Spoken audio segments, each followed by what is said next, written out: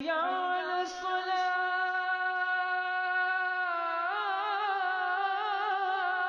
حي على الفلاح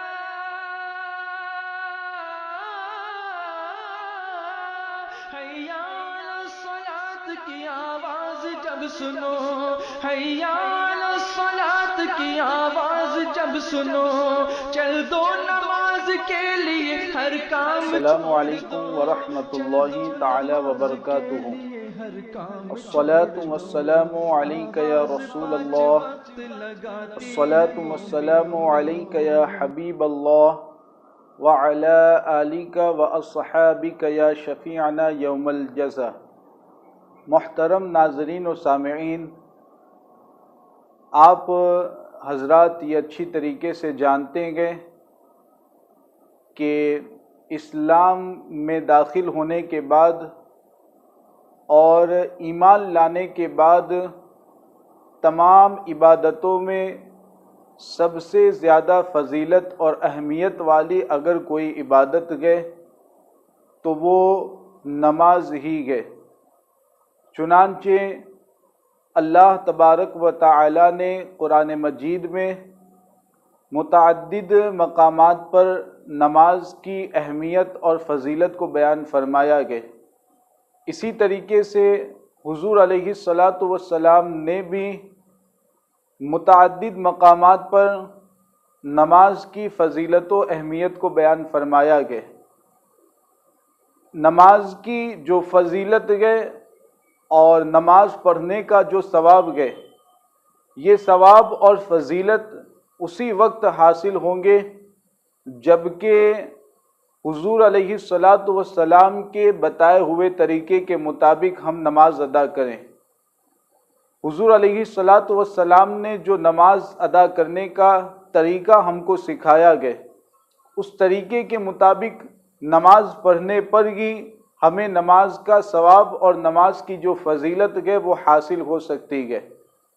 بہت سارے مسلمان بھائی چونکہ علم دین سے ان کا تعلق نہیں ہوتا اور دینی نالج ان کو نہیں ہے، جس کی بنیاد پر وہ نماز صحیح طریقے پر ادا نہیں کرتے ہیں، اور بہت سے مسلمان بھائی ایسے ہیں کہ ان کی نماز میں یا تو نماز کے فرائض کو صحیح طریقے پر وہ ادا نہیں کر پاتے، یا نماز کی شرطوں میں سے کسی شرط کو کامل طریقے پر ادا نہیں کیا جاتا، یا نماز کے واجبات میں کوئی کمی رہ جاتی ہے، اور بعض ایسے ہیں کہ نماز کی جو سنتیں ہیں تو ان سنتوں پر عمل نہیں کرتے ہیں۔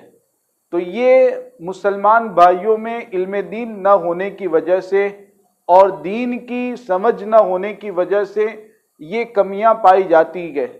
لہذا ہر مسلمان کے لیے یہ ضروری ہے کہ سب سے پہلے وہ نماز پڑھنے کا صحیح طریقہ جو حضور علیہ الصلاۃ والسلام نے ہمیں بتایا گیا وہ طریقہ معلوم کریں، وہ طریقہ اس طریقے کا علم حاصل کرے اور پھر اس کے بعد وہ نماز پڑھیں۔ سنت طریقے کے مطابق اور حضور کے بتائے ہوئے طریقے کے مطابق اگر نماز پڑھیں گے تو ایسی صورت میں نماز کا جو ثواب ہے وہ بھی حاصل ہوگا، اور ساتھ میں نماز کے ذریعہ جو اللہ تبارک و تعالیٰ کا قرب حاصل ہوتا ہے وہ بھی حاصل ہوگا۔ لہذا میں آپ کے سامنے نماز پڑھنے کا سنت اور صحیح طریقہ لے کر کے حاضر ہوا ہوں۔ آپ تمامی حضرات تمام باتوں کو بہت توجہ کے ساتھ سنیں اور توجہ کے ساتھ دیکھیں، اور اس کے بعد اگر آج تک آپ سے کوئی غلطی ہو رہی تھی تو اس کی اصلاح کرنے کی آپ کوشش کر لیں۔ نماز شروع کرنے سے پہلے آپ کو اچھی طریقے سے طہارت حاصل کر کے وضو کر کے نماز کے لیے حاضر ہونا ہے۔ اب یہاں پر وضو کرنے کے بعد بعض مسلمان بھائیوں کو یہ دیکھا جاتا ہے کہ امام صاحب کے ساتھ جماعت میں شریک ہونے کی جلدی ہوتی ہے، تو وہ اس جلدی میں ان کی آستینیں وضو کے بعد اوپر چڑھی ہوئی رہتی ہے، اسی حالت میں وہ نماز میں شامل ہو جاتے ہیں۔ پھر نماز میں شامل ہونے کے بعد وہ اپنی آستین کو سیدھا کرتے ہیں اور آستین کو درست کیا کرتے ہیں۔ تو یہ جو طریقہ بعض لوگ اپناتے ہیں کہ یہ طریقہ بالکل غلط ہے. کیوں؟ اس لیے کہ اگر آستین آدھی کلائی سے زیادہ اوپر چڑھی ہوئی ہے تو ایسی صورت میں پھر نماز مکروہ تحریمی ہوگی، اور اسی حالت میں اگر آپ نماز شروع کرتے ہیں تو نماز مکروہ تحریمی ہوتی ہے. لہذا اگر ایک رکعت چھوٹتی ہو، ایک رکعت جاتی ہے تو آپ جانے دیں، لیکن سب سے پہلے آپ صحیح طریقے سے خود کو نماز کے لیے تیار کر لیں، آستین وغیرہ درست کر لیں. اور اس میں ایک چیز جو آج کل خاص طور سے جو نوجوان لباس پہنتے ہیں تو ان کے اعتبار سے ایک بہت بڑی خرابی یہ پائی جاتی ہے کہ یہ جو سینے کی ہڈی ہوتی ہے، اب یہاں پر سینے کی ہڈی سے مراد کیا ہے؟ اس میں بھی بعض لوگ یہ سمجھتے ہیں کہ یہاں جو ابری ہوئی ہڈی، یہ سامنے دو ہڈی باہر نکلی ہوئی ہے وہ نظر آتی ہے، بعض لوگ سمجھتے ہیں کہ یہی مراد ہے، اور اس کی وجہ سے اگر نماز کے حالت میں یہ دو ابری ہوئی ہڈی نظر آئے تو نماز مکروہ تحریمی ہوتی ہے. حالانکہ ایسا نہیں ہے، یہ دو ہڈی اگر نظر آتی ہے تب بھی نماز مکروہ تحریمی نہیں ہوگی. سینے کی ہڈی سے مراد یہاں نیچے جو سینے کی ہڈی جہاں سے سینہ شروع ہوتا ہے، یعنی وہ دو ہڈیاں گئے، اس کے بعد والا جو نیچے حصہ گئے تو یہ مراد ہے سینے کی ہڈی سے. اور یہ حصہ اگر نماز کی حالت میں نظر آتا ہے تو ایسی صورت میں نماز مکروہ تحریمی ہوگی. تو نوجوان جو ٹی شرٹ پہنتے ہیں، شرٹ پہنتے ہیں، اکثر یہ دیکھا جاتا ہے کہ یہ اوپر والا حصہ ان کا کھلا رہتا ہے اور سینے کی ہڈی جو ہے وہ بھی نظر آتی ہے، جس کی بنیاد پر نماز مکروہ تحریمی ہوتی ہے. تو اس کا بھی خاص لحاظ رکھیں. اسی طریقے سے بعض نوجوانوں کو یہ دیکھا جاتا ہے کہ وہ پائچے جو پینٹ کے ہوتے ہیں، چونکہ اکثر پینٹ اب ایسے آتے ہیں کہ ان کے پائچے بہت نیچے ہوتے ہیں، بہت لمبے ہوتے ہیں، تو نماز جب پڑھنے کے لیے آتے ہیں تو وہ پائچوں کو اوپر موڑ کر کے نماز پڑھتے ہیں، اور وہ اپنے طور پر یہ سمجھتے ہیں کہ اس طریقے سے ہم اگر پائچوں کو اوپر موڑ دیتے ہیں اور پینٹ کو اوپر چڑھا دیتے ہیں نیچے سے، یا پھر اوپر سے موڑ دیتے ہیں تو اس سے ہماری نماز صحیح ہوتی ہے. حالانکہ یہ طریقہ غلط ہے اور یہ خیال بھی غلط ہے، اس لیے کہ اصل سنت طریقہ تو یہی ہے کہ پاؤں کی جو ہڈی ابری ہوئی ہڈی ہوتی ہے، جو داہنی جانب میں ہڈی ہوتی ہے ابری ہوئی، اس ہڈی کے اوپر پینٹ یا پائجامہ ہونا چاہیے. لیکن اگر اس کے نیچے پینٹ یا پائجامہ گئے اور تکبر کی نیت سے نہیں پہنے گئے تو نماز صرف مکروہ تنزیہی ہوگی. یعنی بہتر یہ تھا کہ اس طریقے سے نماز ادا نہ کرتے. لیکن وہیں پر اگر پائچے نیچے تھے اور لمبے تھے، اس کو موڑ کر کے آپ نماز پڑھتے ہیں، اس کو موڑ دیتے ہیں، تو اس صورت میں نماز مکروہ تحریمی ہوگی. تو آپ نے یہ کیا کہ مکروہ تنزیہی سے بچنے کے لیے ایک مکروہ تحریمی کام کر لیا. لہذا یہ خیال غلط رہتا ہے کہ پائچے اوپر موڑ لینے چاہیے، یہ بالکل غیر مناسب ہے. اگر آپ کے پائچے لمبے گئے تو نماز کی حالت میں ان کو ویسے ہی رکھے، ورنہ موڑ کر کے پڑھیں گے تو نماز مکروہ تحریمی ہوگی اور دوبارہ نماز پڑھنا واجب ہوگا. اسی طریقے سے بعض نوجوانوں میں یہ دیکھا جاتا ہے کہ آدھی آستین کی ٹی شرٹ یا آدھی آستین کا شرٹ پہن کر کے نماز پڑھتے ہیں. اب اس میں ایک خیال تو جو مسلمان بھائیوں میں پایا جاتا ہے کہ وہ یہ کہ آدھی آستین کی ٹی شرٹ ہو یا شرٹ ہو، اسے پہن کر کے نماز پڑھیں تو نماز ہی نہیں ہوگی. یہ خیال بالکل غلط ہے. اگر پہلے سے آدھی آستین گئے اس کو پہن کر کے نماز پڑھتے گئے تو ایسا نہیں کہ نماز ہی نہیں ہوگی. ہاں، اس کے تعلق سے حکم یہ ہے کہ اگر آپ کے پاس پوری آستین والا کپڑا موجود ہے اور کوئی مجبوری پریشانی نہیں ہے تو آپ وہ کپڑا پہن کر کے نماز پڑھیں تو یہ بہتر ہے، افضل ہے. لیکن پوری آستین کا کپڑا ہونے کے باوجود اگر آپ آدھی آستین کا کپڑا پہن کر کے نماز پڑھتے ہیں تو یہ نماز مکروہ تنزیہی ہوگی. یعنی بہتر یہ تھا کہ آپ اس طریقے سے نماز نہ پڑھتے، لیکن نہ سجدہ سہو واجب ہوگا، نہ نماز کو دوبارہ پڑھنا ضروری ہے، نہ نماز ٹوٹے گی۔ تو یہ خیال کہ آدھی آستین کا کپڑا پہن کر نماز پڑھنے سے نماز ہی نہیں ہوتی، یہ غلط خیال ہے۔ اسی طرح بعض جو آج کل کے ماڈرن نوجوان ہوتے ہیں ان میں یہ دیکھا جاتا ہے کہ نماز کی حالت میں بیلٹ پہنتے ہیں۔ اب یہاں پر دو چیزیں ہیں، اگر صرف بیلٹ پہنے ہوئے ہیں اور ٹی شرٹ یا شرٹ کو ویسے ہی جو عام حالات میں رکھتے ہیں ویسے ہی رکھیں گے، پینٹ کے اندر اس کو نہیں ڈالیں گے، ایسے ہی عام حالات میں جیسے باہر رکھتے ہیں پینٹ کے ویسے ہی رکھیں گے اور بیلٹ پہنے ہوئے ہیں، تو اب بات سمجھ لیں گے کہ صرف چمڑے کا بیلٹ پہن کر نماز پڑھنا یہ منع ہے، تو یہ غلط خیال ہے۔ بیلٹ چمڑے کا ہو اس کو پہن کر کے نماز پڑھ سکتے ہیں۔ ہاں اس میں ایک خرابی یہ ہوتی ہے کہ اگر آپ شرٹ یا ٹی شرٹ کو پینٹ کے اندر ڈال دیں اور پھر اس کے اوپر بیلٹ پہنیں، جو عام طور پر بیلٹ پہننے کا طریقہ ہوتا ہے کہ بہت سارے لوگ آفس وغیرہ میں اس طریقے سے بیلٹ پہنتے ہیں، تو یہ طریقہ غلط ہے۔ اس طریقے کے مطابق نماز مکروہ تحریمی ہوگی۔ تو صرف بیلٹ پہنیں گے نماز ہو جائے گی، لیکن پینٹ کے اندر ٹی شرٹ کو یا شرٹ کو اگر آپ ڈال دیتے ہیں اور اس کے اوپر پھر بیلٹ پہنتے ہیں تو یہ اندر ڈالنے کی وجہ سے نماز مکروہ تحریمی ہوگی، تو اس کا بھی لحاظ رکھیں۔ ایسے ہی آج کل کچھ بعض نوجوانوں کو یہ دیکھا جاتا ہے کہ وہ بغیر ٹوپی کے نماز پڑھنا شروع کر دیتے ہیں اور یہ سمجھتے ہیں کہ بغیر ٹوپی کے بھی نماز ہو سکتی ہے۔ تو اس کے حوالے سے جو اصل حکم شرع ہے وہ یہ ہے کہ ٹوپی پہننا ویسے نماز کے لیے کوئی ضروری نہیں ہے، لیکن نماز کے ادب کا لحاظ رکھتے ہوئے ٹوپی پہننی چاہیے۔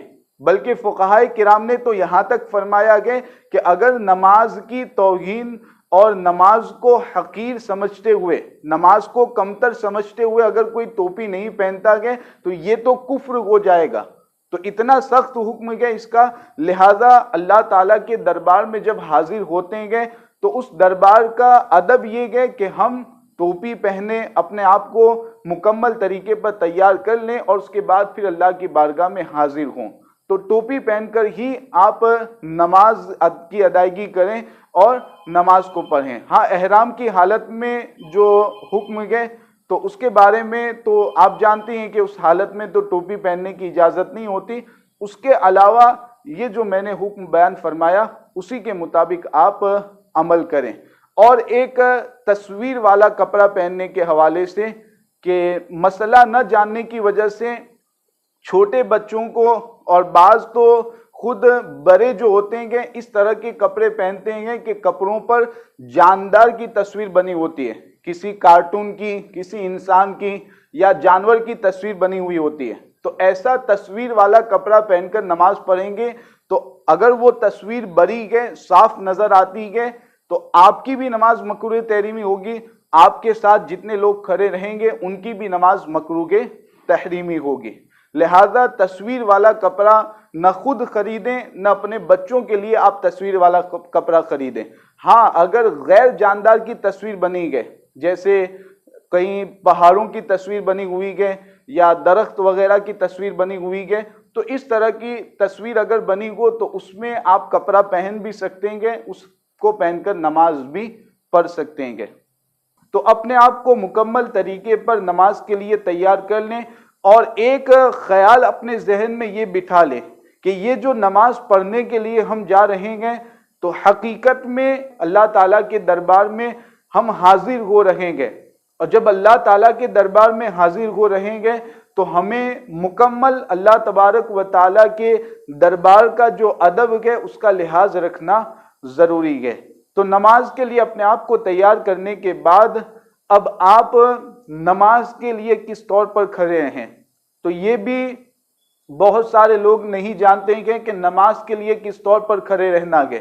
تو نماز کے لیے کھڑے رہنے کا طریقہ یہ ہے کہ آپ دونوں پاؤں کے پنجوں کے درمیان 4 انگل کا فاصلہ رکھیں، دونوں پاؤں کے پنجوں کے درمیان یعنی آگے والے جو انگلیوں کا حصہ ہے اس میں آپ کو 4 انگل کا فاصلہ رکھنا ہے، اور 4 انگل کا فاصلہ رکھ کر کے آپ کو اس طور پر کھڑا رہنا ہے کہ آپ کے دونوں پاؤں کے شروع والے حصے میں 4 انگل کا فاصلہ رکھیں اور اس طور پر آپ کو پاؤں رکھنا ہے۔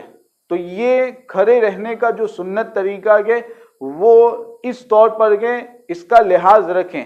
بعض لوگوں کو دیکھا جاتا ہے کہ وہ بالکل پاؤں چوڑے رکھتے ہیں کہ بہت زیادہ پاؤں کھلے ہوئے رکھتے ہیں، یہ بالکل سنت کے خلاف ہے اور حضور علیہ الصلوۃ والسلام کے طریقے کے یہ خلاف ہے۔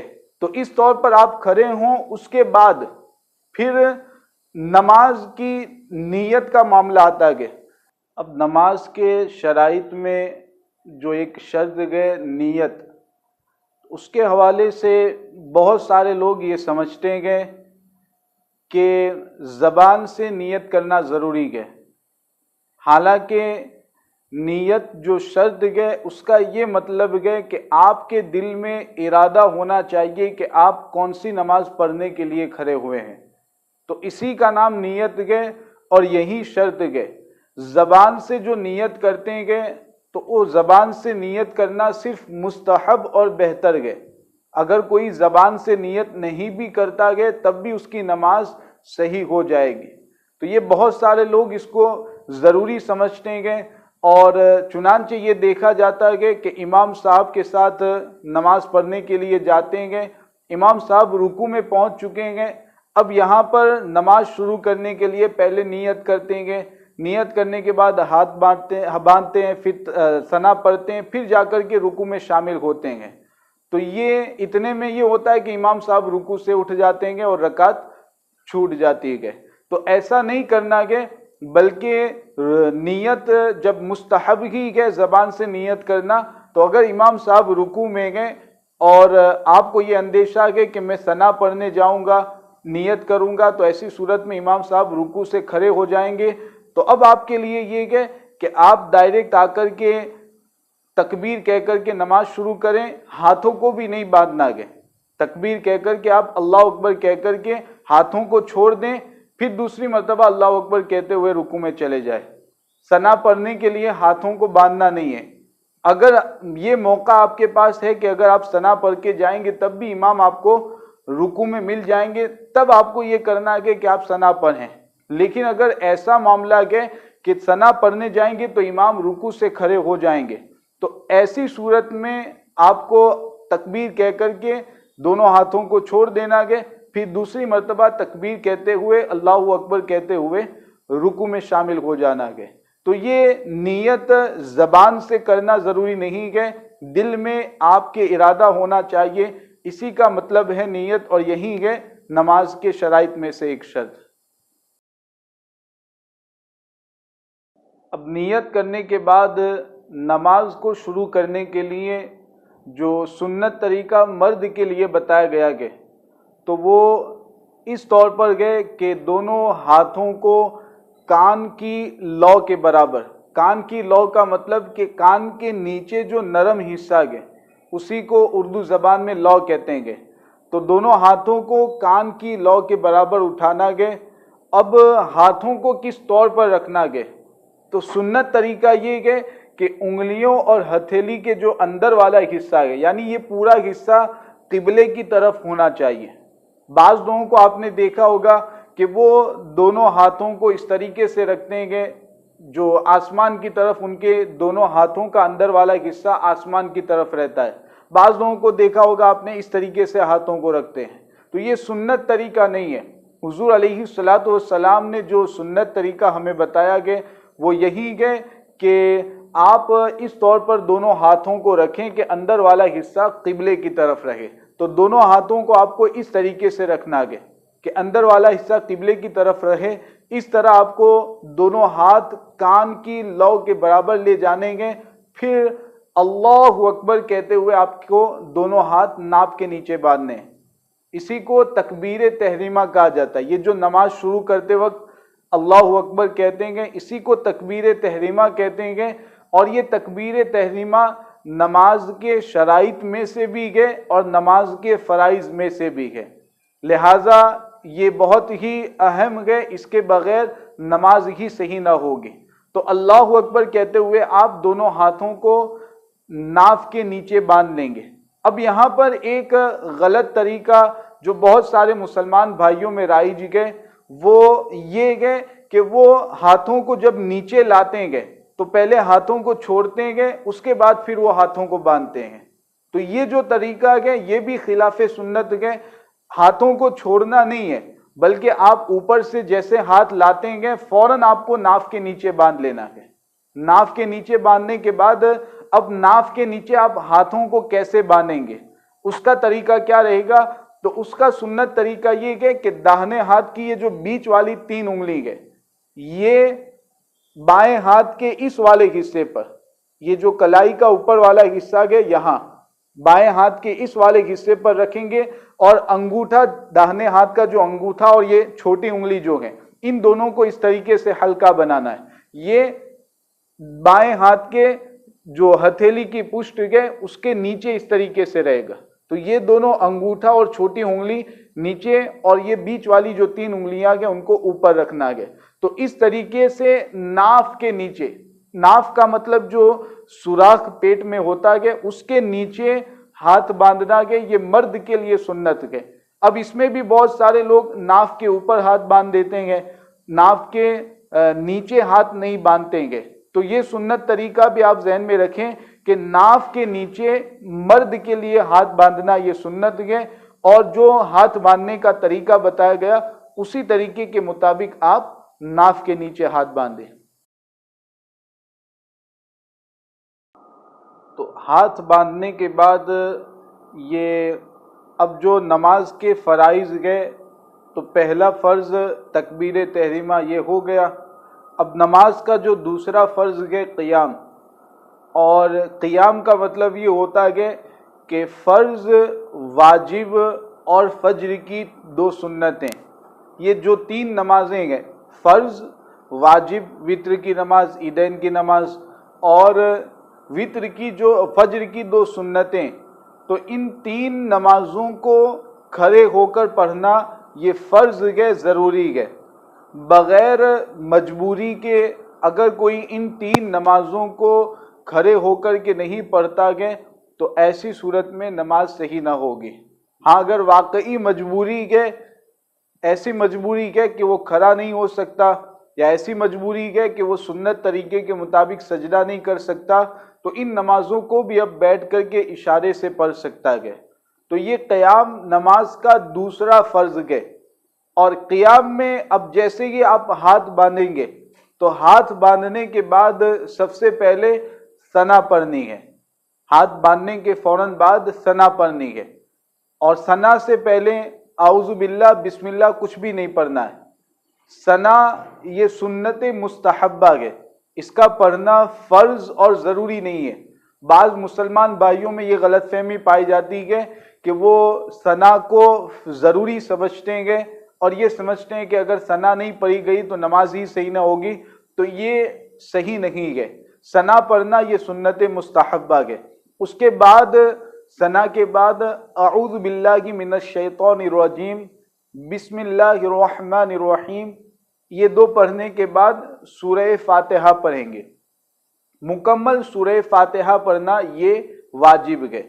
بیچ میں جو اعوذ باللہ اور بسم اللہ پڑھنا ہے وہ بھی سنت مستحبہ ہے، ضروری نہیں ہے۔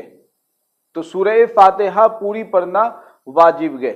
اب سورہ فاتحہ کے بعد اگر کوئی نئی سورت پڑھتے ہیں تو نئی سورت کے پہلے بسم اللہ الرحمن الرحیم پڑھنا یہ بھی سنت ہے۔ تو بسم اللہ الرحمن الرحیم پڑھیں گے، پھر نئی سورت جو بھی پڑھنی آپ کو وہ پڑھیں گے۔ سورہ فاتحہ کے بعد ایک چھوٹی سورت یا 3 چھوٹی آیتیں یا ایک بڑی آیت یہ پڑھنا واجب ہے۔ تو قیام میں آپ کو یہ چیزیں کرنی ہے، ثنا کے بعد سورہ فاتحہ، بیچ میں اعوذ باللہ بسم اللہ، اس کے بعد نئی سورت پڑھتے ہیں تو بسم اللہ، اس کے بعد پھر نئی سورت پڑھیں گے۔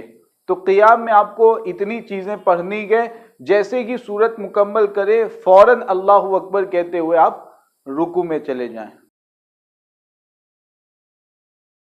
تو یہ نماز کا تیسرا فرض قرات یہ مکمل ہو گیا۔ اب نماز کا چوتھا فرض آتا ہے رکوع۔ یہ تین چیزیں پڑھنے کے بعد اب فوراً رکوع میں جانا ہے، تو رکوع میں اللہ اکبر کہتے ہوئے رکوع میں جائیں گے۔ اور یہ جو رکوع میں جانے کے لیے، سجدے میں جانے کے لیے تکبیر کہتے ہیں، اس کو تکبیر انتقال کہا جاتا ہے، یعنی ایک رکن سے دوسرے رکن کی طرف منتقل ہونے کے لیے، دوسرے رکن کی طرف جانے کے لیے جو تکبیر ہوتی ہے اسی کو تکبیر انتقال کہتے ہیں۔ اور یہ تکبیر سنت کے، سنت مستحبہ کے، یہ تکبیر بھی فرض اور ضروری نہیں ہے۔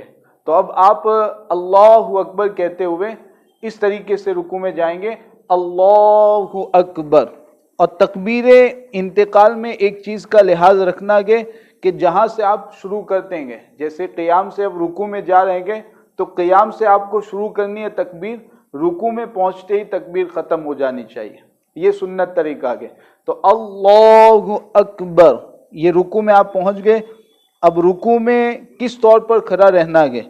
تو دونوں ہاتھوں کو اس طور پر رکھیں گے کہ ان کی انگلیاں خوب کھلی ہوئی رہیں، یہ دونوں ہاتھوں کی انگلیوں کو خوب کھلا ہوا رکھیں گے، اور دونوں ہاتھ کی جو ہتھیلیاں ہیں ان سے گھٹنوں کو پکڑیں گے اس طور پر، اور یہ انگلیاں اس طور پر رہے گی۔ تو یہ ہاتھ اس طریقے سے رکھنا ہے، اور یہ جو ہاتھ ہے مرد کے لیے بالکل اس کو سیدھا رکھنا ہے، کمر کو بھی سیدھا رکھنا ہے، اور سر کو بالکل پیٹھ کے برابر رکھنا ہے۔ تو پیٹھ اور سر بالکل سیدھا رہے، یہ دونوں ہاتھ بھی سیدھے رہیں، اور ہاتھوں کی جو انگلیاں ہیں وہ بالکل کھلی ہوئی رہے۔ تو اس طریقے سے رکوع کرنا ہے۔ اب رکوع میں 3 مرتبہ تسبیح پڑھی جاتی ہے، سبحان ربی العظیم، سبحان ربی العظیم، سبحان ربی العظیم۔ یہ جو تسبیح پڑھی جاتی ہے 3 مرتبہ، تو یہ 3 مرتبہ تسبیح پڑھنا یہ بھی سنت مستحبہ ہے، یہ بھی سنت ہے، ضروری نہیں ہے۔ رکوع میں جو چیز ضروری ہے وہ 1 مرتبہ سبحان اللہ کہنے کی مقدار ٹھہرنا، یہ رکوع میں ضروری ہے، بس یہی رکوع میں ضروری ہے۔ 3 مرتبہ جو تسبیح پڑھی جاتی ہے یہ سنت ہے، ضروری اور فرض نہیں ہے۔ تو اس طریقے سے 3 مرتبہ تسبیح کہیں، 5 مرتبہ بھی کہہ سکتے ہیں، 7 مرتبہ بھی کہہ سکتے ہیں۔ پھر تسبیح کہنے کے بعد سمع اللہ لمن حمیدہ کہتے ہوئے رکوع سے کھڑے ہو جائیں۔ اب اگر آپ تنہا نماز پڑھتے ہیں، اکیلے اگر نماز پڑھتے ہیں تو آپ سمع اللہ لمن حمیدہ کہتے ہوئے کھڑے ہوں گے، اس کے بعد کھڑے ہو کر کے ربنا ولک الحمد، یہاں واو کے ساتھ ولک الحمد یہ کہیں تب بھی صحیح ہے، اور ربنا لک الحمد کہیں گے تب بھی صحیح ہے، واو کے ساتھ کہنا یہ بہتر ہے۔ تو ربنا ولک الحمد آپ کھڑے ہو کر کے کہیں گے۔ اور اگر آپ امام کے پیچھے نماز پڑھتے ہیں تو ایسی صورت میں امام سمع اللہ لمن حمیدہ کہتے ہوئے کھڑا ہوگا، اور آپ ربنا ولک الحمد کہتے ہوئے کھڑے ہوں گے۔ اب یہاں پر بھی یہ غلط فہمی پائی جاتی ہے بہت سارے لوگوں میں کہ امام کے پیچھے جب نماز پڑھتے ہیں تو مکمل جب رکوع سے کھڑے ہوتے ہیں اس کے بعد ربنا ولک الحمد کہتے ہیں، حالانکہ یہ طریقہ صحیح نہیں ہے۔ جو صحیح طریقہ ہے وہ یہ ہے کہ امام سمع اللہ لمن حمیدہ کہتے ہوئے کھڑا ہوگا، اور آپ امام کے پیچھے ربنا ولک الحمد کہتے ہوئے کھڑے ہوں گے۔ تو اس طریقے سے امام کے پیچھے نماز پڑھتے ہیں تو آپ کو ربنا ولک الحمد کہتے ہوئے کھڑا ہونا ہے۔ اب کھڑے ہونے کے بعد جو رکوع سے کھڑے ہوتے ہیں تو اس کو قومہ کہا جاتا ہے، اور قومہ کا مطلب یہ ہے کہ اس میں آپ کو 1 مرتبہ سبحان اللہ کہنے کی مقدار ٹھہرنا یہ واجب ہے۔ سجدے میں جانے سے پہلے آپ بالکل سیدھے ہو جائیں، اس کے بعد 1 مرتبہ سبحان اللہ کہنے کی مقدار ٹھہرنا واجب ہے۔ بعض لوگوں کو آپ نے دیکھا ہوگا کہ وہ نماز اس طریقے سے ادا کرتے ہیں کہ رکوع سے کھڑے ہوئے، ابھی سیدھے بھی کھڑے نہیں ہوئے کہ اللہ اکبر کہہ کر سجدے میں چلے جاتے ہیں۔ تو یہ بالکل غلط طریقہ ہے۔ ایسے جو نماز پڑھتے ہیں ان کی نماز بھی مکروہ تحریمی ہوتی ہے، دوبارہ نماز پڑھنا ضروری ہوتا ہے۔ تو رکوع سے کھڑے ہونے کے بعد مکمل سیدھے کھڑے ہو جائیں، 1 مرتبہ سبحان اللہ کہنے کی مقدار آپ کھڑے رہیں اطمینان سے، اس کے بعد پھر اللہ اکبر کہتے ہوئے سجدے میں جائیں گے۔ بعض لوگ سجدے میں جب جاتے ہیں تو جاتے ہوئے دونوں ہاتھ سے وہ اپنے پائجامے یا پینٹ کو اوپر چڑھاتے ہیں۔ یہ طریقہ آپ نے دیکھا ہوگا، دونوں ہاتھ سے اوپر چڑھاتے ہیں اور پھر سجدے میں جاتے ہیں۔ تو یہ جو دو ہاتھ سے پینٹ یا پائجامے کو اوپر چڑھایا جاتا ہے کہ یہ مکروہ تحریمی ہے، باہر شریعت وغیرہ کتابوں میں موجود ہے کہ یہ عمل مکروہ تحریمی ہے، اس کی بنیاد پر نماز مکروہ تحریمی ہوتی ہے۔ تو یہ بہت سارے لوگوں کی عادت ہوتی ہے، اس کا لحاظ رکھیں کہ سجدے میں جاتے وقت اس سے پرہیز کرنا ہے۔ تو سیدھے سجدے میں کیسے جانا ہے؟ اللہ اکبر کہتے ہوئے، تکبیر کہتے ہوئے سجدے میں جائیں گے۔ اور سجدے میں جانے کا جو سنت طریقہ ہے وہ یہ ہے کہ پہلے دونوں گھٹنے زمین پر رکھیں گے، پھر دونوں ہاتھ، پھر ناک اور پیشانی۔ یہ سجدے میں جانے کا جو سنت طریقہ ہے۔ اور اٹھنے میں اس کے الٹا کرنا ہے، پہلے پیشانی کو اٹھائیں گے، ناک کو، دونوں ہاتھ کو، پھر گھٹنوں کو اٹھائیں گے۔ تو یہ جانے کا اور اٹھنے کا جو طریقہ ہے، سنت طریقہ وہ یہ ہے۔ تو اب سجدے میں اس طور پر جائیں گے، اللہ اکبر کہتے ہوئے جائیں گے، سجدے میں پہنچیں گے تو تکبیر ختم کریں گے۔ تو اس طرح اللہ اکبر۔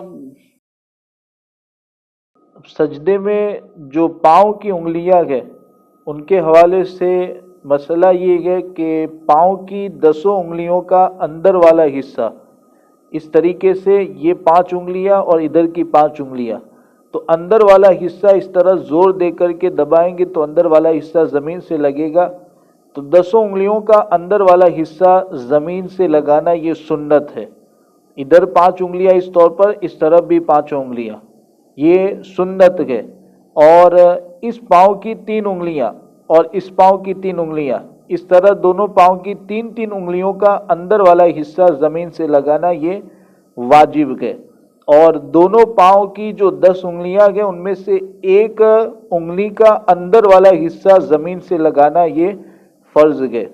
بعض لوگوں کو یہ دیکھا گیا کہ بلکہ بہت سارے مسلمان بھائی اس طریقے سے سجدہ کرتے ہیں کہ ان کی انگلیاں اس طریقے سے اٹھی ہوئی رہتی ہیں، اوپر رہتی ہے، کچھ لوگ تو زمین سے اٹھائے ہوئے رکھتے ہیں۔ تو یہ جو طریقہ رہتا ہے کہ اگر دونوں پاؤں اس طریقے سے رکھیں گے تو ان کا سجدہ ہی صحیح نہیں ہوگا، اس لیے کہ فرض بھی ادا نہیں ہوگا، واجب بھی ادا نہیں ہوگا۔ اس طریقے سے اگر رکھیں گے تب بھی نہیں، بلکہ اس کو آپ زور دیں گے، اس طریقے سے زور دیں گے تب جا کر اندر والا حصہ زمین سے لگے گا۔ تو اس طریقے سے زور دے کر 10 انگلیوں کا اندر والا حصہ زمین سے لگانا یہ سنت ہے۔ اور 3 انگلیوں کا اندر والا حصہ لگانا واجب ہے، اور 1 انگلی کا اندر والا حصہ لگانا یہ فرض ہے۔ سجدے میں سر کو دونوں ہاتھ کے درمیان رکھنا ہے، اور دونوں ہاتھ کی جو انگلیاں ہیں ان کو اپنے حال پر چھوڑ دینا ہے، یعنی بہت زیادہ ملانا بھی نہیں ہے اور بہت زیادہ کشادہ بھی نہیں رکھنا ہے، بلکہ اپنے حال پر جیسی انگلیاں ہیں اسی حالت پر چھوڑ دے اور دونوں ہاتھ کے درمیان سر کو رکھیں۔ اور مرد کے لیے سنت طریقہ جو ہے وہ یہ ہے کہ بازو، ہاتھ کے جو بازو ہوتے ہیں وہ کروٹ کے ساتھ ملائے گا نہیں، بلکہ بازوؤں کو الگ رکھیں، بازوؤں کو کروٹ سے الگ رکھیں۔ اور لیکن نماز جب جماعت کے ساتھ ادا کرتے ہوں تو اس کا لحاظ رکھیں کہ اگل بغل والے جو نمازی ہیں ان کو آپ کی کوہنی لگنے کی وجہ سے تکلیف اور اذیت نہ ہو۔ اور اس میں مرد کے لیے سنت یہ ہے کہ پیٹ کو ران سے الگ رکھے، یہ دونوں حصے الگ الگ رکھے، اور صرف ہاتھ زمین پر ہونے چاہیے، پنجے، اور اس کے علاوہ باقی جو ہاتھ کا حصہ ہے وہ زمین سے اٹھا ہوا رہے، یہ مرد کے لیے سنت ہے۔ بعض لوگ یہ کرتے ہیں کہ وہ اپنی کوہنیاں زمین پر اس طرح بچھا دیتے ہیں، یہ اکثر عوام جو مسئلہ نہیں جانتی وہ اسی طرح کوہنیاں زمین پر بچھا کر نماز پڑھتے ہیں۔ تو یہ جو طریقہ ہے اس کی بنیاد پر نماز مکروہ تحریمی ہوتی ہے، مرد اگر اس طرح کرے گا تو نماز مکروہ تحریمی ہوگی، لہذا اس کا خاص خیال کرنا ہے کہ صرف پنجے والا حصہ زمین پر رکھیں، باقی سب جو بھی ہاتھ کا حصہ ہے وہ زمین سے اٹھا ہوا رکھیں۔ پھر اللہ اکبر کہتے ہوئے سجدے سے سر اٹھائے، اس طریقے سے اللہ اکبر۔ اب یہ جو بیٹھنے کا طریقہ ہے اس میں کس طریقے پر مرد کو بیٹھنا گے، تو بایاں پاؤں بچھا دینا گے، اسی کے اوپر سرین رکھنی گے، بیٹھنا گے، اور دانا پاؤں جو گے دایاں پاؤں اس کو اس طریقے سے کھڑا رکھنا گے، انگلیوں کو زمین پر اس کے رکھیں گے، اسی پر زور دے کر کے کھڑا رکھیں گے اس کو۔ یہ سنت طریقہ ہے مرد کے لیے۔ بعض لوگوں کو یہ دیکھا گیا کہ وہ پاؤں کو اس طریقے سے بچھا دیتے ہیں، تو یہ جو طریقہ ہے یہ خلاف سنت ہے۔ اگر کوئی پریشانی ہے، کوئی عذر ہے، کوئی بیماری ہے، تو اگر ایسے پاؤں رکھتے ہیں تو اس میں کوئی حرج نہیں ہے، لیکن بغیر عذر کے خلاف سنت طریقے پر عمل نہیں کرنا چاہیے، بلکہ پاؤں اس طریقے سے کھڑے رکھیں۔ اور جلسے میں دونوں ہاتھوں کو ران پر اس طریقے سے رکھنا گے کہ ہاتھوں کی انگلیوں کا جو کنارہ ہے وہ گھٹنے سے قریب رکھے، جیسے اس طریقے سے آپ کو ہاتھ رکھنے ہیں، یہ سنت طریقہ ہے۔ اب بعض لوگوں کو دیکھا گیا کہ دونوں ہاتھوں کو گھٹنوں پر اس طریقے سے رکھتے ہیں کہ ہاتھوں سے گھٹنوں کو پکڑتے ہیں، یہ طریقہ رہتا ہے، یہ بھی غلط ہے، خلاف سنت۔ بعض لوگ اس طریقے سے رکھتے ہیں، یہ بھی غلط ہے۔ بعض بہت اوپر رکھتے ہیں، یہ بھی غلط طریقہ ہے۔ سنت طریقہ یہ ہے کہ ہاتھوں کو اس طریقے سے آپ رکھیں کہ انگلیوں کا کنارہ گھٹنے کے قریب رکھیں، یہ سنت طریقہ ہے۔ اور نگاہیں گود میں آپ کو رکھنی ہے، جلسے میں جب آپ بیٹھیں تو آپ کی گود میں نگاہیں رکھیں۔ بعض لوگ سامنے نگاہیں رکھتے ہیں، یہ بھی غلط ہے، خلاف سنت ہے۔ تو نگاہیں گود میں رکھیں اور دونوں ہاتھ اس طریقے سے رکھیں۔ اور سجدے میں ایک خاص چیز جو بہت ہی اہم اور ضروری ہے کہ سجدے میں پیشانی جو ہے اس کو دبانا اور جمانا ضروری ہے۔ جمانا یعنی آپ اس کو دبائیں، یہ ضروری ہے، یہ فرض ہے۔ اور ناک کو جو اندر والی ہڈی ہوتی ہے، نرم حصہ جہاں ختم ہوتا ہے ہڈی ہوتی ہے، وہاں تک ناک کو بھی دبانا یہ ضروری ہے، یہ واجب ہے، اور پیشانی کو جمانا یہ فرض ہے۔ اب یہ دو چیزیں ایسی ہیں کہ بہت سارے لوگ اس کو جانتے نہیں ہیں، چنانچہ آپ نے یہ مسجدوں میں بھی بعض مسجدوں میں دیکھا ہوگا کہ اس طرح کی قالین رکھی جاتی ہے، اس طرح کی صفیں رکھی جاتی ہے، بہت موٹی صفیں ہوتی ہیں، نرم نرم صفیں ہوتی ہیں۔ اب وہاں پر جو مسئلہ نہیں جانتا ہے وہ ایسے ہی اگر سجدہ کرے گا، پیشانی اور ناک کو اگر نہیں دبائے گا تو اس کا سجدہ ہی صحیح نہیں ہوگا۔ تو یہ چیز اس کا لحاظ رکھا جائے کہ بہت زیادہ نرم قالین اور صفیں نہ خریدی جائیں۔ صفیں ہوں تو وہ نرم نہیں ہونی چاہیے، وہ سخت ہونی چاہیے تاکہ سجدہ صحیح طریقے سے ادا ہو جائے۔ تو یہ سجدے کی ایک بہت اہم چیز ہے جس کا لحاظ رکھنا ضروری ہے کہ پیشانی کو جمائیں اور ناک کو بھی آپ نرم ہڈی تک دبائیں۔ تو یہ سجدے کے حوالے سے ہو گیا۔ اب آپ کو بیٹھنا گے، ایک سجدہ کرنے کے بعد بیٹھنا گے تو سیدھا مکمل آپ بیٹھ جائیں، اور ایک مرتبہ سبحان اللہ کہنے کی مقدار سیدھا بیٹھنا یہ واجب ہے، اسی کو جلسہ کہا جاتا ہے۔ بعض حضرات کو آپ نے دیکھا ہوگا کہ ابھی ایک جلسے سے ایک سجدے سے ابھی کھڑے ہو بیٹھے نہیں ہیں، سیدھے بیٹھتے نہیں کہ فوراً دوسرے سجدے میں چلے جاتے ہیں۔ تو یہ جو طریقہ ہے یہ بالکل غلط ہے، ایسے لوگوں کی نماز مکروہ تحریمی ہوتی ہے، دوبارہ نماز پڑھنا ضروری ہوتا ہے۔ تو اس چیز کا لحاظ کرنا ہے آپ کو کہ آپ سجدے سے بیٹھیں، اطمینان سے بیٹھیں، ایک مرتبہ سبحان اللہ کہنے کی مقدار بیٹھیں، اس کے بعد پھر اللہ اکبر کہتے ہوئے دوسرے سجدے میں جانا ہے۔ اب یہاں پر نفل نماز کے تعلق سے بھی ایک وضاحت کر دوں، یا فرض نماز، واجب نماز اگر بیٹھ کر کے پڑھتے ہیں جو مجبوری کی بنیاد پر پڑھی جاتی ہے بیٹھ کر کے، تو اس میں رکوع کس طریقے سے کرنا ہے؟ تو رکوع کے حوالے سے نفل نماز میں یا بیٹھ کر کے اشارے سے نماز پڑھتے ہیں اور سجدہ سنت طریقے کے مطابق کر سکتے ہیں، تو ایسے صورت میں رکوع جو کرنے کا سنت طریقہ ہے وہ یہ ہے کہ پیشانی گھٹنے کے برابر ہونی چاہیے۔ جیسے میں اگر نفل نماز پڑھتا ہوں، رکوع مجھے کرنا ہے تو بس اتنا جھکنا ہے، یہ میری پیشانی گھٹنے کے برابر آ گئی، یہ سنت طریقہ جو ہے بس اتنا جھکنا ہے، اس سے رکوع ادا ہو جائے گا۔ اب بعض لوگوں کو یہ، بلکہ زیادہ تر لوگ جو رکوع کرتے ہیں کہ بیٹھ کر نماز پڑھنے والی صورت میں، تو اتنا زیادہ جھکتے ہیں، وہ یہ سمجھتے ہیں کہ پیشانی یہاں سے گھٹنے کے برابر ہونی چاہیے، تو اتنا جھکتے ہیں کہ یہ طریقہ بالکل غلط ہے، خلاف سنت ہے، بلکہ اعلیٰ حضرت علیہ رحمٰن نے اس کو لکھا ہے کہ اگر پیچھے سے سرین کا حصہ اٹھے گا تو یہ مکروہ تنزیہی ہے، یعنی ایسا کرنا بہتر نہیں ہے۔ لہذا آپ کو اتنا جھکانا ہے کہ پیشانی گھٹنے کے برابر ہو جائے، اور وہ اس سے ہو جائے گا، اتنا آپ جھکیں گے تو پیشانی گھٹنے کے برابر آ جائے گی۔ تو یہ بیٹھ کر اگر نماز پڑھتے ہیں تو بیٹھ کر نماز پڑھنے میں یہ کرنا ہے۔ اور اگر اشارے سے فرض نماز پڑھتے ہیں، مجبوری کی بنیاد پر آپ سجدہ بھی نہیں کر سکتے ہیں کہ اشارے سے آپ کو رکوع سجدہ کرنا ہے، تو اس میں بھی یہ لحاظ رکھنا ضروری ہے کہ رکوع میں آپ کو کم جھکنا ہے، سجدے میں اس سے زیادہ جھکنا ہے۔ اور یہاں پر اشارے سے جب پڑھتے ہیں تو سامنے کسی تختے پر یا دیوار پر اب ہاتھ رکھنے کی یا پیشانی رکھنے کی ضرورت نہیں ہے، اشارے سے آپ پڑھ رہے ہیں تو اس طریقے سے آپ کو رکوع کے لیے تھوڑا جھکنا ہے، سجدے کے لیے اس سے زیادہ جھکیں گے۔ یہ لحاظ رکھیں کہ رکوع میں کم جھکنا ہے، سجدے میں اس سے زیادہ جھکیں۔ جب کسی مجبوری کی وجہ سے اشارے سے آپ فرض نماز یا واجب نماز پڑھیں تو اس طریقے سے آپ کو کرنا ہے۔ تو ایک مرتبہ یہ آپ بیٹھیں گے، اب اس کے بعد دوبارہ آپ کو سجدہ کرنا ہے۔ یہ جو ایک رکعت میں 2 سجدے ہوتے ہیں، دونوں سجدے فرض ہے، دونوں سجدے کرنا فرض ہے۔ اگر ایک بھی چھوٹ جائے گا تو نماز پھر سے پڑھنا لازم ہے۔ تو اب بیٹھیں گے، اس کے بعد پھر اللہ اکبر کہتے ہوئے سجدے میں جائیں گے۔ اب اللہ اکبر کہتے ہوئے کھڑے ہو جائیں گے۔ اس میں ایک غلطی جو بہت سارے لوگوں سے ہوتی ہے کہ جب وہ سجدے سے کھڑے ہوتے ہیں یا رکوع سے کھڑے ہوتے ہیں تو وہ پیچھے سے کرتے یا شرط کے دامن کو دونوں ہاتھوں سے اس طرح سیدھا کرتے ہیں۔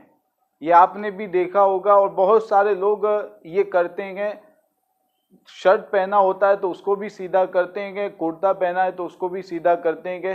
تو یہ جو عمل کیا جاتا ہے کہ یہ عمل ایسا ہے کہ اس کی بنیاد پر نماز مکروہ تحریمی ہوتی ہے، اور یہ غلطی ایسی ہے کہ نماز میں کراہت تحریمی اس کی وجہ سے آتی ہے۔ لہٰذا اس کا خیال رکھیں، اور جب بھی آپ رکوع سے یا سجدے سے کھڑے ہوں تو پیچھے سے دامن کو صحیح نہ کریں، اس کا لحاظ رکھیں تاکہ نماز مکروہ تحریمی ہونے سے بچ جائے۔ اب دوسری رکعت آپ کو پڑھنی ہے، تو دوسری رکعت میں بھی قیام میں جب آپ کھڑیں گے تو پہلے بسم اللہ الرحمن الرحیم پڑھیں گے، پھر سورہ فاتحہ پڑھیں گے، آمین کہیں گے آہستہ سے۔ اس کے بعد اگر کوئی نئی سورت پڑھتے ہیں تو نئی سورت سے پہلے بھی بسم اللہ الرحمن الرحیم پڑھیں گے، اور سورت ملانے کے بعد پھر آپ رکوع کریں گے۔ رکوع کے بعد کھڑے ہو کر کے پھر دونوں سجدے کریں گے جو پہلے طریقہ بتایا گیا ہے۔ 2 سجدے کرنے کے بعد پھر آپ قاعدے میں اسی طریقے سے بیٹھ جائیں جس طریقے سے جلسے میں بیٹھنے کے حوالے سے بتایا گیا ہے، اس طریقے سے آپ قاعدے میں بیٹھ جائیں۔ اب قاعدے میں بیٹھنے کے بعد اگر آپ 3 رکعت وتر کی نماز پڑھتے ہیں یا 4 رکعت فرض نماز پڑھ رہے ہیں یا 4 رکعت سنت موقدہ نماز پڑھ رہے ہیں، تو اس کے حوالے سے حکم یہ ہے کہ اب آپ کو اس قاعدے میں، اس کو پہلا قاعدہ کہا جاتا ہے کہ قاعدہ اولا، تو اس قاعدے میں صرف اور صرف آپ کو التحیات پڑھنی ہے۔ اس میں التحیات کے بعد درود ابراہیم یا دعائے معصورہ آپ کو کچھ بھی نہیں پڑھنا ہے، اور التحیات پڑھنے میں بھی آپ اس کا لحاظ رکھیں کہ التحیات سے پہلے بسم اللہ الرحمن الرحیم نہیں پڑھنا ہے۔ بعض لوگ چونکہ پہلے سے عادت ہوتی ہے تو التحیات سے پہلے بھی بسم اللہ پڑھتے ہیں، حالانکہ ایسا نہیں ہے۔ تو التحیات سے پہلے آپ کو بسم اللہ نہیں پڑھنی ہے۔ اور اس میں فرض، واجب اور سنت موقدہ میں یہ ہے کہ اگر التحیات کے بعد آپ غلطی سے दुरूद इब्राहिम पढ़ना शुरू कर देते हैं और दुरूद इब्राहिम में अल्लाहुम्मा सल्ली अला मुहम्मद इतना या अल्लाहुम्मा सल्ली अला सय्यिदिना अगर इतना पढ़ लेते हैं, फिर बाद में आपको याद आता है तो अब आप पर सजदे सहव करना वाजिब हो जाएगा। ये गलती बहुत सारे लोगों से होती है, तो इसका भी लिहाज करें। अत्तहियात के बाद अगर इतना पढ़ लेते हैं, इससे पहले पहले अगर याद आ गया, जैसे अल्लाहुम्मा सल्ली इतना पढ़ें याद आ गया तो सजदे सहव वाजिब नहीं है। अल्लाहुम्मा सल्ली अला सय्यिदिना या अल्लाहुम्मा सल्ली अला मुहम्मद इतना पढ़ने के बाद अगर याद आएगा तो सजदे सहव करना वाजिब हो जाएगा। तो फर्ज, वाजिब, वित्र और सुन्नत मौक़दा, इसमें आप अत्तहियात मुकम्मल करने के बाद फौरन अल्लाहु अकबर कह करके खड़े हो जाएंगे। अब बाकी जो नमाजें हैं, नफल नमाज 4 रकात वाली है या सुन्नत गैर मौक़दा अगर 4 रकात वाली आप पढ़ते हैं तो उसमें भी अगर आप सिर्फ अत्तहियात पढ़ते हैं तब भी नमाज सही हो जाएगी। लेकिन मुस्तहब और बेहतर ये है कि उसमें नफल और सुन्नत गैर मौक़दा में आप पहले कायदे में भी अत्तहियात के बाद दुरूद इब्राहिम पढ़ें, दुआए मासूरा पढ़ें, फिर आप तीसरी रकात के लिए खड़े हों और तीसरी रकात में आप सना भी पढ़ें। ये सुन्नत गैर मौक़दा और नफल का हुक्म है। और ये भी ज़रूरी नहीं है अगर आप दूसरी रकात में सिर्फ अत्तहियात पढ़ते हैं, तीसरी रकात में सना नहीं पढ़ते हैं खड़े होकर, तब भी आपकी नफल नमाज और सुन्नत गैर मौक़दा नमाज सही हो जाएगी। तो ये नफल नमाज और सुन्नत गैर मौक़दा का हुक्म अलग है। अब आप तीसरी रकात के लिए खड़े हो जाएंगे। तीसरी रकात में आपको क्या पढ़ना है?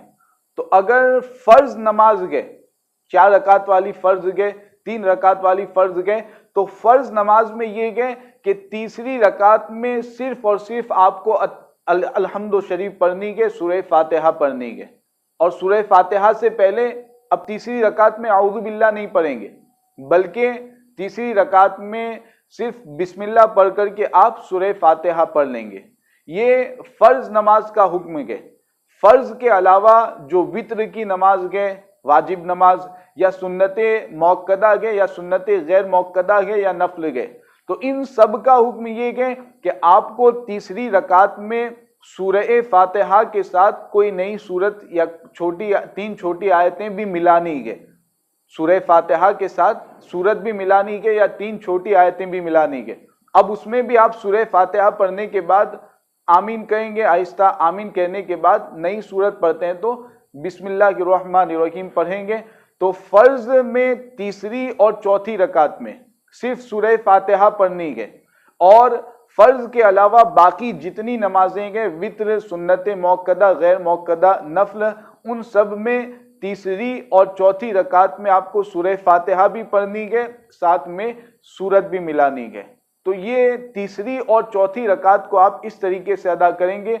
और तीसरी रकात में भी रुकू और सजदा करने का वही तरीका रहेगा जो इससे पहले आपके सामने बयान कर दिया गया।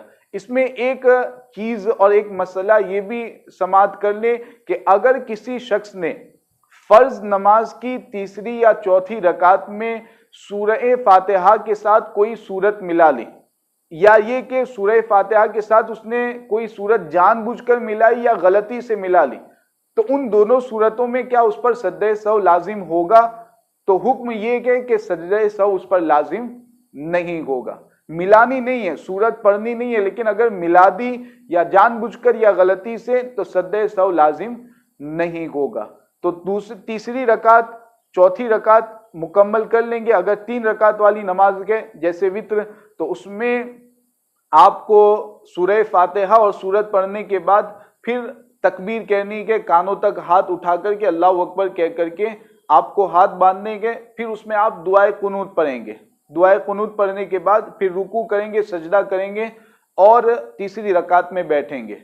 तो इस तरीके से 3 रकात वाली में तीसरी रकात में और 4 रकात वाली में चौथी रकात में आप आखिर में बैठेंगे। अब चौथी रकात में जब आप बैठेंगे तो चौथी रकात में आपको तीनों चीजें पढ़नी है। अत्तहियात भी पढ़नी है, साथ में दुरूद इब्राहिम भी पढ़ना है, साथ में दुआए मासूरा भी आपको پڑھنی ہے۔ تو تینوں چیزیں آپ کو پڑھنی ہے اور تینوں میں بسم اللہ الرحمن الرحیم آپ کو نہیں پڑھنا ہے۔ تو یہ قاعدہ اخیرہ اس طریقے سے آپ کو مکمل کر لینا ہے۔ اور التحیات کے حوالے سے ایک بہت ہی اہم چیز جو آج کل بہت سارے لوگ اس میں غلط فہمی میں مبتلا گئے اور غلط طریقہ بہت سارے لوگ اس میں اپناتے ہیں کہ التحیات میں شہادت کی انگلی جو اٹھائی جاتی ہے، جب اشہد ان لا الہ الا اللہ، تو اس میں شہادت کی انگلی اٹھانے کا طریقہ کیا رہے گا؟ تو جو اعلیٰ حضرت علیہ رحمہ نے سنت طریقہ لکھا گیا اور راجع طریقہ لکھا گیا وہ یہ ہے کہ آپ کو ویسے ہاتھ سیدھے رہیں گے، لیکن جب آپ اشہد اللہ پر پہنچیں گے تو لا پر پہنچنے سے پہلے یہ دونوں جو اخیر کی انگلیاں ہیں ان کو ہتھیلی میں ملا دیں گے اور یہ بیچ والی انگلی اور انگوٹھا اس کا حلقہ بنائیں گے اور یہ جو شہادت کی انگلی ہے اس کو آپ اٹھائیں گے۔ کب اٹھانا ہے؟ جب آپ لا پر پہنچیں گے تو لا پر شہادت کی انگلی کو اٹھائیں گے، اشہد اللہ الہ الا اللہ۔ جب اللہ پر پہنچیں گے تو شہادت کی انگلی کو گرا دیں گے اور گرانے کے بعد پھر ہاتھ کو پہلے کی طرح سیدھا کر دیں گے۔ یہ سنت طریقہ ہے۔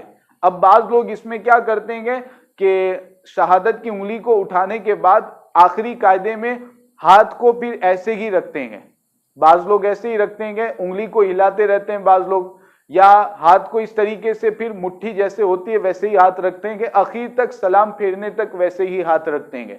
تو یہ بھی غلط ہے، انگلی کو ہلاتے رہنا یہ بھی غلط ہے، اٹھا لینا ہے پھر گرا دینا ہے اللہ پر، تو یہ ہلانا یہ بھی غلط ہے، ہاتھ کو ویسے ہی رکھنا یہ بھی غلط ہے۔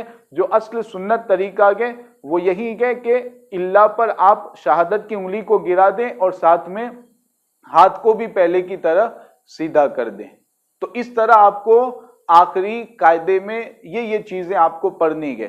اب اس میں جو التحیات پڑھی جاتی ہے تو التحیات پڑھنا واجب ہے، درود ابراہیم اور دعائے معصورہ یہ دونوں چیزیں پڑھنا سنت مستحبہ ہے۔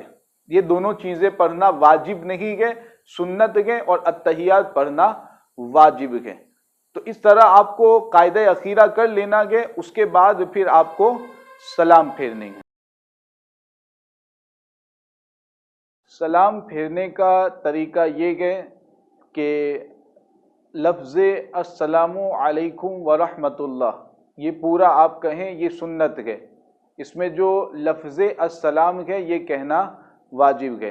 اور نگاہیں سلام پھیرتے وقت کہاں ہونی چاہیے؟ تو داہنی جانب جب آپ سلام پھیریں تو آپ کی نگاہیں داہنے کندھے پر رہے۔ بعض لوگ سامنے نگاہیں رکھتے ہیں، یہ غلط طریقہ ہے، خلاف سنت ہے۔ سنت طریقہ یہ ہے کہ نگاہیں داہنے کندھے پر رکھے۔ تو السلام علیکم ورحمۃ اللہ کہتے ہوئے نگاہیں داہنے کندھے پر رہے، پھر بائیں جانب سلام پھیرے۔ اب اس میں بھی بعض لوگ یہ کرتے ہیں کہ سلام پھیرنے میں پہلے یہاں رکتے ہیں بیچ میں، پھر سلام پھیرتے ہیں بائیں جانب لاتے ہیں، تو یہ طریقہ مناسب نہیں ہے۔ سنت طریقہ ہے کہ فوراً آپ کو بائیں جانب السلام علیکم ورحمۃ اللہ کہنا ہے اور یہاں پر بھی نگاہیں بائیں کندھے پر رکھنی، سامنے نگاہیں رکھنا یہ غلط ہے۔ تو نگاہیں بائیں کندھے پر رکھیں، یہ سنت طریقہ ہے، پھر آپ نماز سے باہر ہو جائیں گے۔ نماز میں اگر آپ سے کوئی ایسی غلطی ہوئی ہے کہ جس کی بنیاد پر سجدہ سہو کرنا آپ پر واجب ہو جاتا ہے، ایسی غلطی اگر ہو گئی ہے تو اس صورت میں آپ کو کیا کرنا ہے؟ سجدہ سہو کرنے کا طریقہ کیا رہے گا؟ تو اس کا طریقہ یہ ہے کہ آخری قاعدے میں جب آپ بیٹھیں گے تو آخری قاعدے میں بیٹھنے کے بعد التحیات آپ پڑھیں گے۔ التحیات پڑھنے کے بعد داہنی جانب سلام پھیریں گے، ایک سلام پھیریں گے، داہنی جانب سلام پھیرنے کے بعد اللہ اکبر کہتے ہوئے سجدے میں جائیں گے، 2 سجدے کریں گے، 2 سجدے کرنے کے بعد پھر آپ بیٹھیں گے، پھر قاعدے میں بیٹھنے کے بعد التحیات درود ابراہیم دعائے معصورہ پڑھ کر نماز کو مکمل کریں گے سلام پھیر کر کے۔ اور اگر اس میں آپ یہ کرتے ہیں کہ پہلے جو بیٹھے ہیں قاعدے میں سلام پھیرنے سے پہلے، اس میں اگر التحیات کے ساتھ اگر درود ابراہیم یا دعائے معصورہ پڑھتے ہیں تو وہ طریقہ بھی بتایا گیا کہ وہ بھی غلط نہیں ہے، وہ بھی کر سکتے ہیں کہ تینوں چیزیں آپ پڑھیں، پھر سلام پھیریں، پھر بیٹھنے کے بعد تینوں چیزیں پڑھیں. اور یہ بھی ہو سکتا ہے کہ صرف اتحیات پڑھیں، پھر سلام پھیریں، 2 سجدے کریں، اس کے بعد قاعدہ کریں اور تینوں چیزیں پڑھیں. تو یہ دونوں طریقے ہیں، دونوں طریقوں پر اگر عمل کرنا دونوں طریقوں میں سے جس پر عمل کرنا چاہتے ہیں آپ کر سکتے ہیں. تو یہ اگر غلطی ہوئی ہے تو آپ اس طریقے سے سجدہ سہو کر سکتے ہیں اور سجدہ سہو کے ذریعہ اپنی نماز کو مکمل کر سکتے ہیں. کہ کون سی غلطی ایسی ہے کہ جس کی بنیاد پر نماز دوبارہ پڑھنا ضروری ہوگا اور سجدہ سہو کرنے سے بھی نماز مکمل نہ ہوگی؟ کون سی غلطی ایسی ہے کہ سجدہ سہو کر لیں گے تو نماز مکمل ہو جائے گی، اور کون سی غلطی ایسی ہے کہ اس میں سجدہ سہو کرنے کی ضرورت ہی نہیں ہے؟ تو یہ ایک اہم وضاحت ہے، بہت سارے لوگ اس مسئلے کو نہیں جانتے ہیں. تو اس کے حوالے سے یہ چیز ذہن میں رکھیں کہ نماز کے فرائض میں سے کوئی فرض اگر چھوٹ جائے، جان بوجھ کر کے چھوٹے یا کوئی بھول کر کے یہ فرض چھوڑ دے، دونوں صورتوں میں حکم یہ ہے کہ اب نماز کو دوبارہ پڑھنا ضروری ہے. بعض لوگ سمجھتے ہیں کہ فرض چھوٹ گیا ہے پھر بھی سجدہ سہو کر لیں گے تو نماز مکمل ہو جائے گی. تو یہ غلط خیال ہے. فرض چھوٹنے کے بعد سجدہ سہو کرنے سے بھی نماز مکمل نہیں ہوتی ہے، بلکہ اب نماز کو دوبارہ پڑھنا ضروری ہوتا ہے. اور اگر نماز کے واجبات میں سے کوئی واجب جان بوجھ کر کے کوئی چھوڑتا ہے تو ایسی صورت میں سجدہ سہو کرنا کافی نہ ہوگا، بلکہ اس صورت میں بھی نماز کو دوبارہ پڑھنا ضروری ہے. اور اگر نماز کے واجبات میں سے کوئی واجب بھول کر کے چھوٹ جائے تو اس صورت میں سجدہ سہو کر لیں گے تو نماز مکمل ہو جائے گی. ہاں، اگر اس صورت میں سجدہ سہو کرنا بھول گیا، سجدہ سہو نہیں کیا، نماز سے باہر ہو گیا، تو اب اس نماز کو دوبارہ پڑھنا واجب اور ضروری ہوگا. اور اگر نماز کی سنتوں میں سے کوئی سنت یا نماز کے مستحبات میں سے کوئی مستحب چھوٹ جائے تو ایسی صورت میں سجدہ سہو کرنا ضروری نہیں ہوتا ہے، نہ نماز کو دوبارہ پڑھنا ضروری ہوتا ہے. ہاں، بہتر یہ ہے کہ آپ نماز کو دوہرا لیں، ضروری نہیں کہ صرف بہتر کہ نماز کو دوہرا لیں.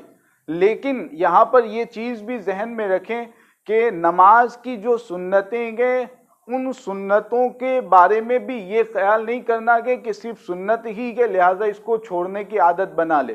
جیسا کہ بعض لوگوں کو دیکھا جاتا ہے کہ وہ سنتیں جو ہوتی ہیں ان پر عمل ہی نہیں کرتے ہیں اور ان کو چھوڑنے کی عادت بنا لیتے ہیں. تو یہ غلط خیال ہے اور غلط عمل ہے. نماز کی سنتوں کی بھی پابندی کرنی چاہیے اور سنتوں کے مطابق نماز کو ادا کرنا چاہیے. تو یہ نماز میں جو غلطیاں ہوتی ہیں ان کے حوالے سے وضاحت کر دی گئی ہے. آپ بہت اچھی طریقے سے اس کو ذہن میں بٹھا لیں اور جیسی غلطی ہوتی ہے اسی طریقے سے آپ عمل کریں.